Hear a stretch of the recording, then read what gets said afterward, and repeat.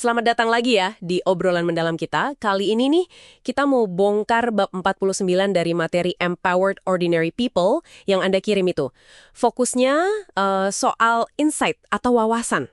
Iya, betul. Katanya sih ini penting banget buat strategi produk, tapi sering banget kelewat katanya. Benar sekali.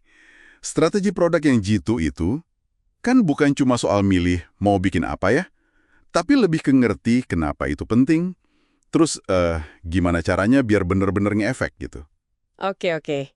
Nah, bab 49 ini, ya, mengupas tuntas gimana insight jadi pondasinya. Sip, mari kita gali bareng deh. Apa sih sebenarnya insight yang dimaksud di bab ini? Dan kenapa ini jadi kunci gitu, terutama buat tim produk yang katanya diberdayakan itu? Jadi gini, sumber ini bilang, strategi produk hebat itu butuh dua hal penting. Pertama, fokus ke masalah yang paling krusial. Kedua, kemampuan buat gali plus manfaatin insight. Nah, insight ini bukan sekedar data loh, bukan informasi biasa. Bukan data biasa ya? Bukan. Ini lebih ke pemahaman mendalam yang, gimana ya, mungkin tersembunyi gitu. Semacam koneksi baru antar fakta yang nggak kelihatan di permukaan. Oh, oke. Inilah yang bisa ngejelasin mengapa sesuatu terjadi dan bisa buka jalan buat solusi yang beda banget. Pemahaman mendalam yang tersembunyi. Menarik. Lalu ada berapa jenis insight sih yang perlu dicari menurut bab 49 ini? Ada 4 jenis utama nih yang disorot di sana. 4 ya? Apa aja tuh? Pertama, insight kuantitatif.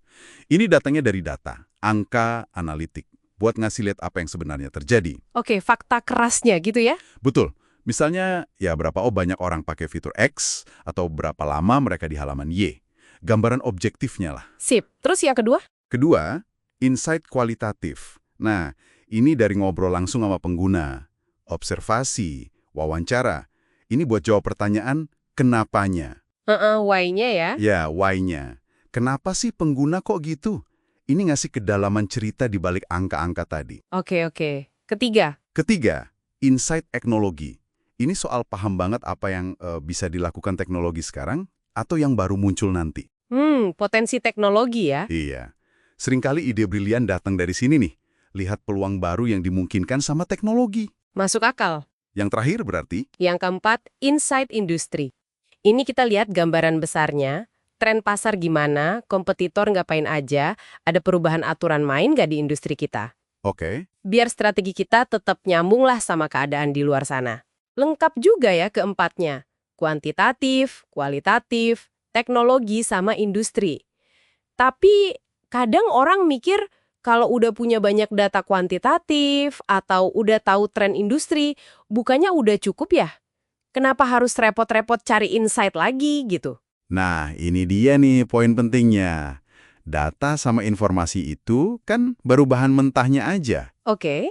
Insight itu hasil olahannya, yang ngasih pemahaman baru, pemahaman yang lebih dalam tadi. Sumber ini pakai istilah keren loh, linchpin. Linchpin, apa tuh artinya? Semacam pasak atau titik tumpu gitu.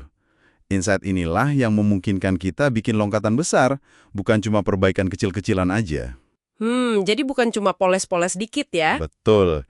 Tanpa insight yang kuat, kita mungkin cuma muter-muter di perbaikan minor. Nggak bener-bener nyelesain akar masalah atau ya nemu peluang besar yang tersembunyi. Oke, katakanlah kita berhasil nih nemuin insight keren dari salah satu atau mungkin kombinasi 4 sumber tadi.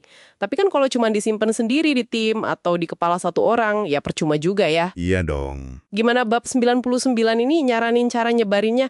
Ada istilah shared learnings disebut di sana kan ya? Betul banget. Insights hebat itu memang harus dibagi. Bab 99 ini menekankan banget pentingnya shared learnings atau ya, pembelajaran bersama lah. Oke. Dan ini bukan sekedar update status di rapat mingguan ya. Bukan cuma laporan. Bukan formalitas gitu ya? Bukan. Ini proses yang disengaja buat mastiin pemahaman kunci tadi itu nyebar luas. Baik ke tim produk lain maupun ke para pimpinan atau stakeholder. Tujuannya apa tuh disebar gitu? Tujuannya jelas. Pertama, biar semua orang di organisasi makin pinter bareng soal pelanggan, soal pasar, soal teknologi. Pemahaman kolektifnya naik. Oke. Kedua, biar para pemimpin itu beneran paham inti masalahnya, nggak cuma di permukaan aja. Dan ketiga, Yang sering nggak terduga nih, kadang insight dari satu tim malah bisa dipakai dan berguna banget di tim lain. Wah, bisa gitu ya? Saling menginspirasi jadinya. Iya, bisa jadi pemicu ide di tempat lain. Masuk akal banget.